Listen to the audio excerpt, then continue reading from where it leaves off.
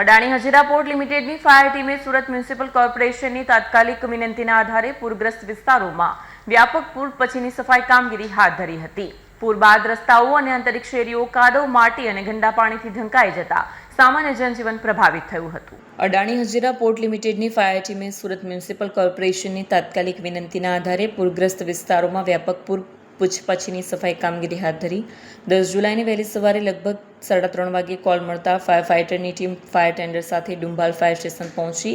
ત્યાંથી તેમને JIDC નજીકની બાબા સીતારામ સોસાયટી અને પાંડિસરાના મારુતિનગર વિસ્તારમાં તૈનાત કરવામાં આવ્યા। પૂર બાદ રસ્તાઓ અને આંતરિક શેરીઓ કાદવ, માટી અને ગંદા પાણીથી ઢંકાઈ જતા સામાન્ય જનજીવન પ્રભાવિત થયું। પાણીની અછત અને રસ્તા પરના અવરોધો વચ્ચે ટીમે અલગ 12 કિલોમીટર દૂરથી વારંવાર પાણી લાવી સફાઈ કામગીરી ચાલુ રાખી છે। રોટેશન આધારિત શિફ્ટમાં સતત 65 કલાક સુધી કામગીરી કરી આશરે 15 થી 17 કિલોમીટર જેટલા રસ્તાઓ અને શેરીઓને ફરી ઉપયોગ લાયક બનાવવામાં આવ્યા છે।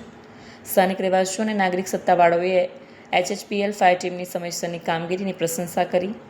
આ પહેલ કટોકટીના સમયમાં સ્થાનિક સમુદાયોને સહયોગ આપવા તથા પ્રદેશની સુખાકારી અને સ્થિતિસ્થાપકતા માટે HPLની પ્રતિબદ્ધતાની વધુ એક ઉદાહરણ છે। હર્ષદ મહાયવંશીનો રિપોર્ટ, આઝાદ ન્યૂઝ।